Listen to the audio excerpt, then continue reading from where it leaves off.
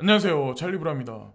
오늘도 코인데스크, 코인텔레그래프를 비롯해서 각종 미디어, 트위터를 이것저것 보면서 정리해서 이제 말씀드리려고 하는데, 일단 차티스 분들은 트위터 상에서 요즘에 많이 예견하시는 분들이 많이 사라졌어요. 예, 지금 현재 알트코인이 시총 하위에 있는 시빅이라든가 아니면 골렘이라든가 폴리메스라든가 몇몇 개 코인만 강하게 반등하고 나머지는 그렇게 뚜렷하게 지금 현재 상황상 봐서 극반전이 없는 상황이기 때문에 그런지 몰라도 어쨌건 현재 지금 상황은 이제 그렇고, 일단 오늘 뉴스하고 전반적인 상황하고 XRP에 관한 걸 오늘도 이제 말씀을 드릴 건데, 첫 번째 코인텔레그래프에 몇몇 개 이제 헤드라인이 눈에 띄는 게 있는데, 그 중에 이제 가장 눈에 띄는 하나를 이제 가져왔어요.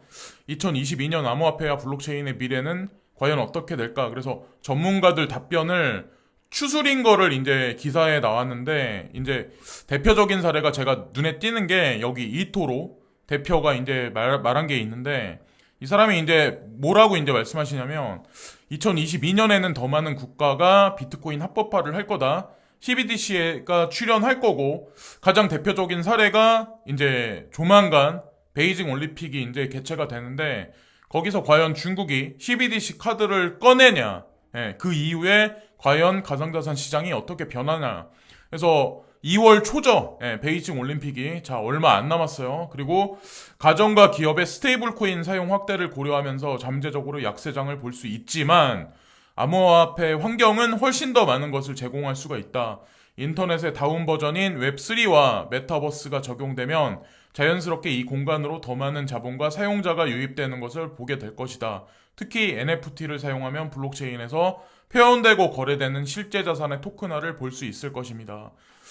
이 아주 짧은 한 문장인데, 예, 한 문단인데 여기서 아주 큰 의미가 사실 숨겨져 있어요. 여기 웹3 및 메타버스에 많은 어떤 이런 가상자산이 적용될 거다. 사실 이 모든 것이 다 포함되어 있는 문장이거든요. 자, 이 문장을 잘 이해를 하셔야 되고, 코인데스크에 요 근래 들어서 인도 거래소에 관한 얘기, 인도 가상자산 시장에 관한 얘기가 요즘 들어서 이제 아마 구글링을 해보시면 아시겠지만, 많은 얘기들이 나와요. 근데 이제 부정적인 얘기가 하나 나왔는데, 7억 루피 탈세 혐의가 감지된 인도의 암호화폐 거래소가 6곳이다. 그래서 문바이 세무당국이 암호화폐 거래소 와지오 X 자금을 회수한 후 수색이 시작되었다고 말했습니다.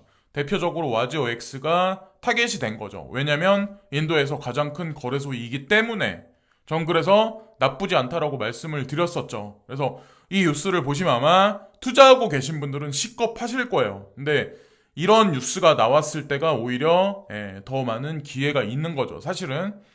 그래서 여기 그 사례가 나와요. 코인 스위치 쿠버, 그리고 코인 DCS, 그리고 참고로 와저 X는 바이낸스하고 직접적으로 이제 연관돼 있는 거고, 코인 DCX는 코인베이스하고 연관돼 있는 거래소라고 보시면 돼요. 그래서 인도 국세청이 직접적으로 갑자기 조사를 했다 이런 얘기가 나오는데, 제가 이제 한 가지만 말씀드리면, 우리나라도 마찬가지로 2018년 1월 12일 날 국세청 주요 암호화폐 거래소 전격 세무조사 이런 얘기가 나왔었죠. 그리고 나서 이 거래소들이 어떻게 됐나요?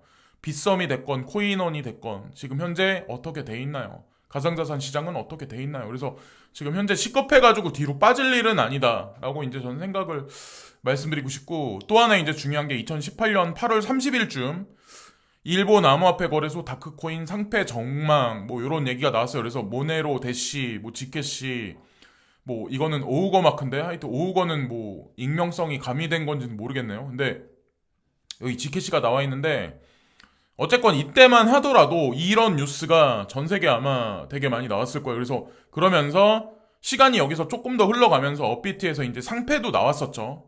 상패도 나왔었어요.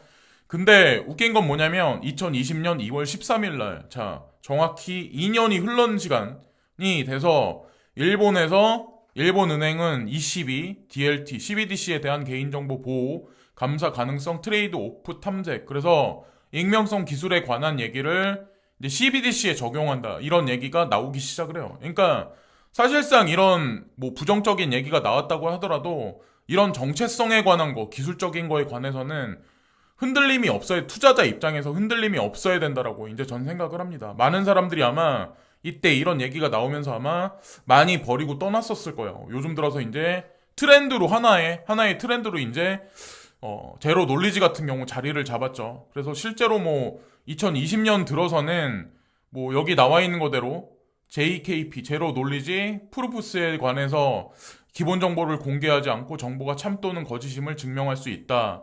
일반적인 예로 특정 연령을 발견하거나 신원문서의 세부 사항에 액세스하지 않고 누군가가 음주 연령인지 확인하는 것이다. 그래서 그러니까 공개적이지 않게 뭐 이런 거를 검증할 수 있다. 뭐 이런 얘기들이 나오죠. 그래서 JP모건이 쿼럼 기술을 채용해서 JPM 코인을 만들어냈다. 그리고 JPM 코인을 통한 기술을 통해서 ECB에서도 CBDC를 만들어냈다. 예, 사실 JP모건이 이 G캐시, 제로 놀리지에 관한 기술에 관해서는 초기 투자자이기 때문에 저는 뭐 전 세계에서 뭐 FATF에서 권고안이 나오든 어쨌든 저쨌든 저는 끝까지 갈 거라고 생각을 했었고 저도 이제 영상에서 지속적으로 말씀을 드렸었어요. 그리고 베리 실버트도 마찬가지로 뭐 그런 FATF에서 그런 권고안이 나온다고 하더라도 본인의 그레이스케일 자산운용사에서 그 상품이 빠지지 않았었죠. 그리고 일단 뭐 장기적으로 괜찮게 흘러갈 거다. 프라이버시의 한 해가 될 거다. 2021년에 예견을 했지만 미뤄졌을 뿐이죠. 그리고 여기서부터는 이제 XRP에 관해서 이제 제가 말씀드리려고 하는데 일명 이제 크립토 레이팅 카운슬이요. 제가 예전 영상에서 한번 이것에 관해서 한번 말씀드린 적이 있는데 중요하기 때문에 한 번 더 이제 그리고 모르시는 분들이 있기 때문에 한 번 더 이제 짚고 넘어가는 차원에서 말씀을 드리려고 해요. 댓글에 보면은 이 XRP 소송에 관해서만 이제 집중하시는 분들이 개중에 있어요. 근데 제가 영상에서 XRP 소송 문제는 코인 생태계 모두와 연관이 있다. 근데 왜 그러냐에 관해서 논리적으로 제가 이제 말씀을 드릴게요. 그리고 이것과 연결돼 있는 많은 네임돼 있는 가상자산 거래소들이 있어요. 자, 우리가 흔히 알고 있는 XRP 소송은 비단 XRP가 증권이냐 비증권이냐 뿐만 아니라 포우코인에 관해서 그리고 포스코인에 관해서 이더리움은 현재 포우지만 포스로 넘어가죠. 자, 올해 안에 넘어가요. 그리고 증권인지 비증권인지 그리고 STO 증권용 토큰에 관해서 규정을 내려야 되고 스테이블 코인에 관한 것도 다 XRP 소송하고 연관돼 있다라고. 그래서 그 규제안이 나오는 게 되게 중요하다라고 제가 말씀을 드렸는데 사실은 그래요. 이 CRC 회원들이 누구냐면 앵커리지, 비트렉스 여기 나와 있는 거를 잘 모르시는 분들도 있는데 다 네임드가 있는데요. 거래소이며 트레이딩 그룹이고 비트렉스는 뭐 조금만 코인 시장에 조금 더 일찍 들어오신 분들은 다들 아실 거고 바이낸스만 아시는 분들도 있는데 비트렉스가 사실은 폴로니엑스 다음에 사람들이 가장 많이 사용했던데요. 바이낸스가 나오기 전에. 그리고 서클사 자 12 그러니까 USD 코인을 찍어내는 그 본부죠. 그리고 코인베이스, 크로스타워, 그리고 이토로, 제네시스, 그리고 그레이스케일, 크라켄, 오케이코인. 참고로 크라켄은 미국에서 이제 은행이란 지위를 획득을 했죠. 그리고 DCG의 자회사 두 개가 들어가 있죠. 제네시스하고 그레이스케일이 들어가 있어요. 근데 이들이 연합을 해서 포인트를 매겨요. 자, 어떤 코인은 뭐 증권형인지 어떤 코인은 비증권형인지. 자, 그래서 어쨌건 이들하고 또 관련된 게 코인센터라고 있는데 이 코인센터를 통해서 미국에 있는 정치인들, 정부 관료들은 이 블록체인에 관해서 교육을 받아요. 그래서 어쨌건 이것에 관해서 저는 이제 이런 생각을 하거든요.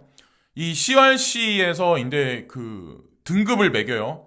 1등급부터 5등급까지 매기는데 5등급에 가까울수록 증권에 가깝다. 그래서 XRP가 사실은 망치를 맞은 거예요. 이 망치를 때린 거는 이 사람들이에요. 이 사람들. 이 사람들. 근데 이 사람들이 하는 얘기는 뭐냐면 미국 증권거래위원회로부터 가져온 법률안에 따라서 본인들은 등급을 매겼다. 여기 보면 지침에 나와 있더라고요. 그래서 어쨌든 뭐 베이직 어텐션 토큰은 2점이다 이런 얘기를 했고 비트코인은 1점이다 전형적인 1점이다 라는 얘기를 해요. 코스모스는 3.75다. 근데 여기 XRP가 4점을 받아요. 그러니까 여기 나와 있는 코인들 중에 제일 높은 점수를 받은 거예요. 크립토 레이팅 카운슬에서는.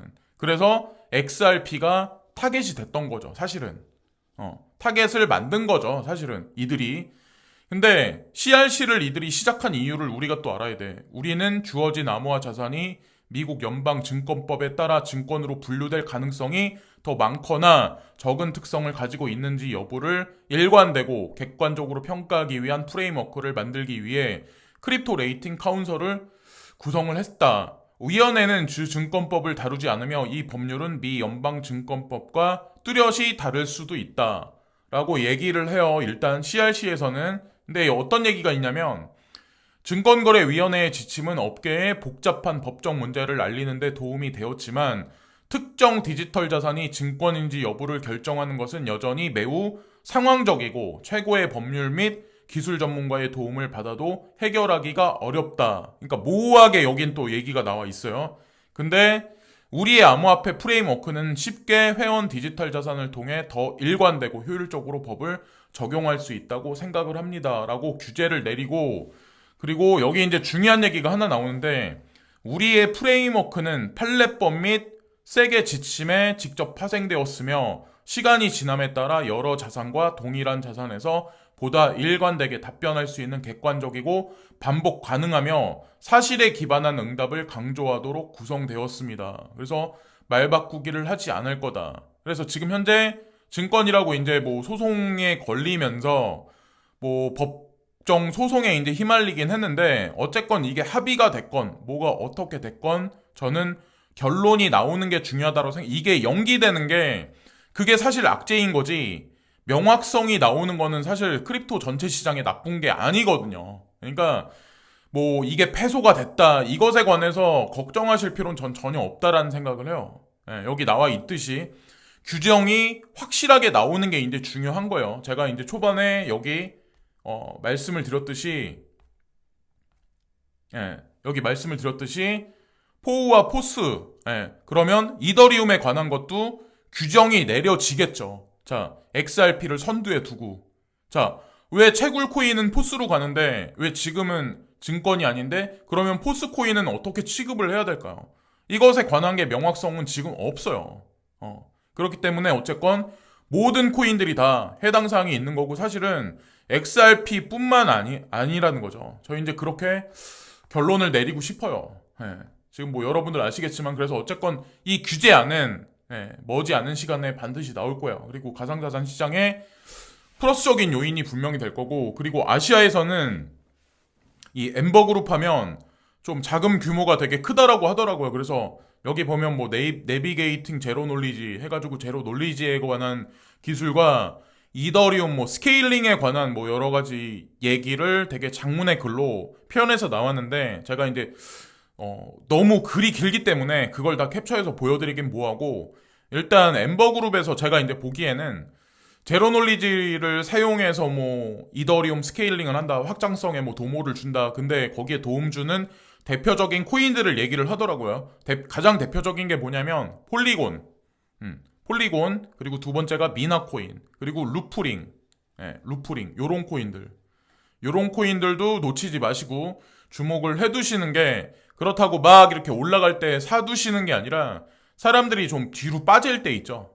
좀 힘들어할 때 그때 시세표가 조금 빠질 때마다 그럴 때마다 야금야금 모아둬서 향후를 좀 길게 봐서 나쁘지 않은 코인들이 아닐까. 물론 뭐 여기 제로 놀리지라고 나와 있는데 지캐시나 호라이젠에 관한 뭐 대표적으로 막 밀어붙이는 그런 얘기는 없어요. 여기 보면은 뭐 요 코인들에 관한 얘기만 되게 많더라고요. 그래서 어쨌건 요 코인들도 놓치지 마시고 지켜보시고 가장 중요한 건 제로 놀리지의 원천 기술은 분명한 건 지캐시로부터 왔다는 거 그리고 엠버그룹보다 그레이스케일 자산운용사 위의 DCG가 훨씬 큰 회사기 때문에 저라면 만약에 내가 자산이 크다면 폴리곤 미나 루프링보다는 호라이젠과 지캐시에 조금 포인트를 조금 더 줘야 되지 않나 라는 생각을 합니다.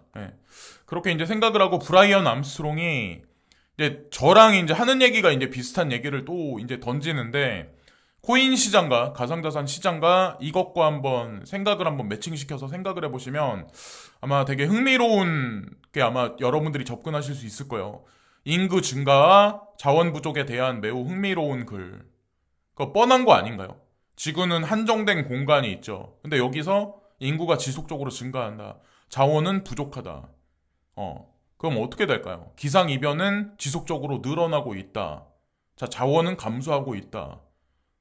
자, 그리고 인구 증가라고 여기 나와 있는데, 실제로는 인구가 어느 시점까진 증가하는데, 그 이후에는 인구가 감소를 해요. 어. 거기에 사실은 저는 포인트가 있다라는 생각을 하거든요. 내가 가상자산에 투자하는 이유가 사실 거기에 있는 거예요, 사실은. 그게 키포인이에요.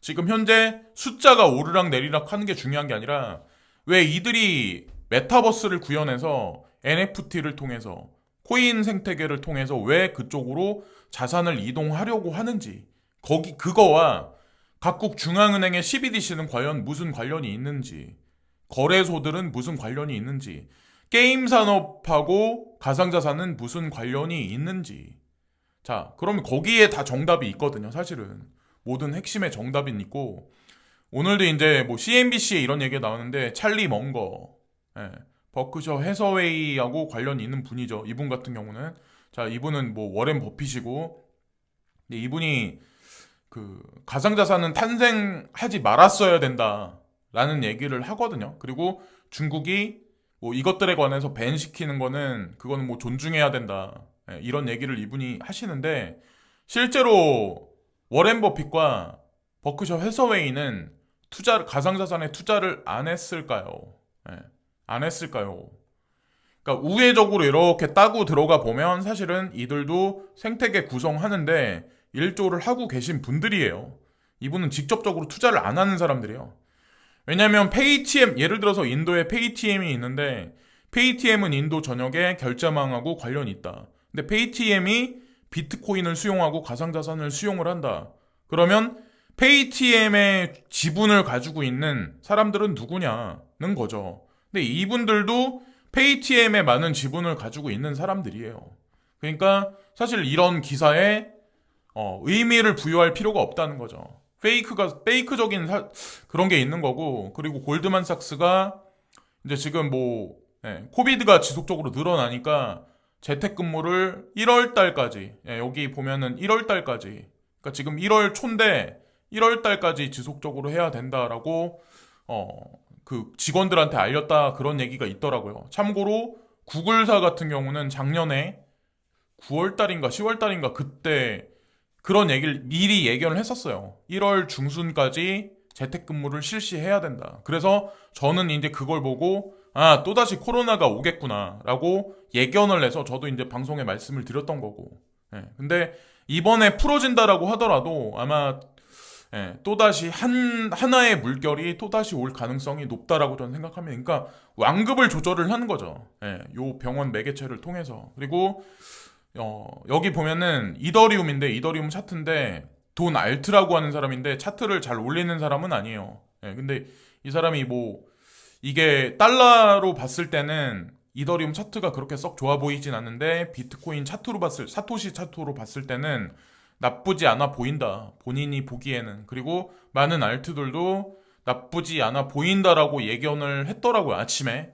오늘 아침에. 그래서 어떻게 될지 모르겠지만 이분은 이렇게 보고 있다. 그리고 제가 요즘에는 이제 뭐 보면은 코인 시장이 그러니까 뭐 손댈 게 뭐가 있나요?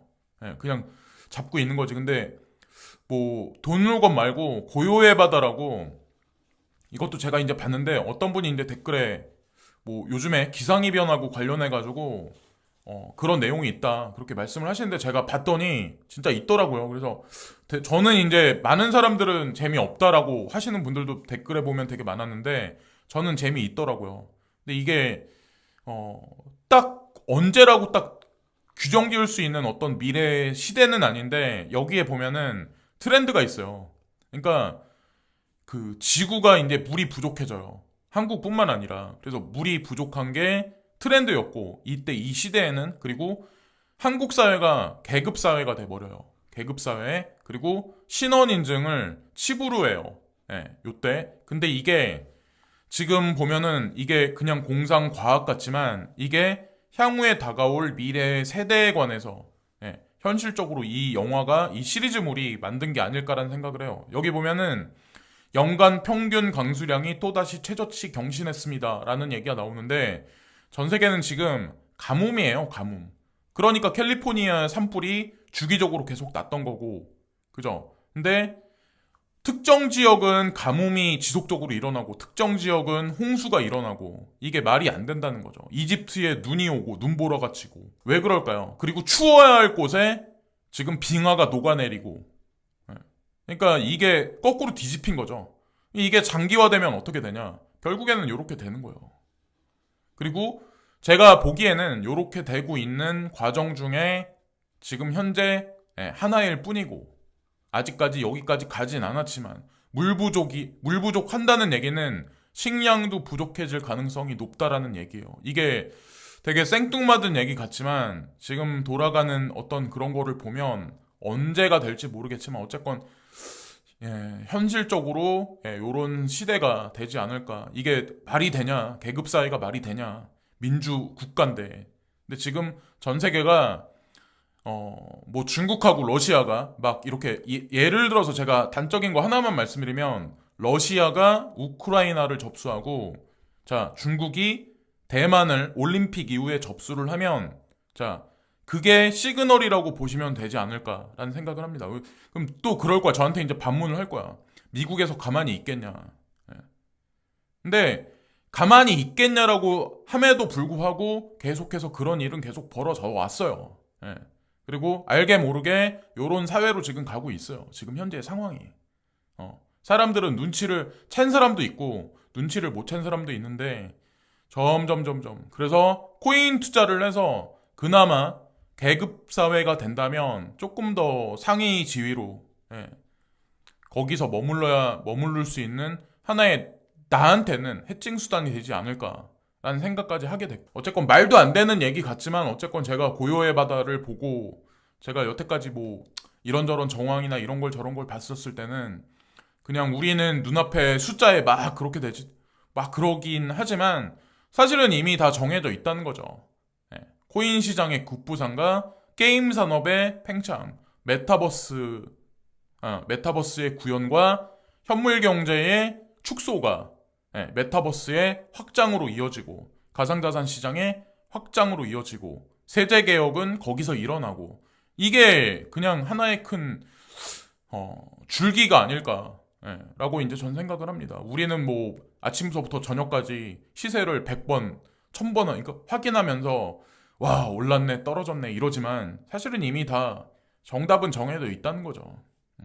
그래서 오늘도 이런저런 말씀을 드렸는데 구독과 좋아요 부탁드리면서 오늘 방송도 마치겠습니다. 감사합니다.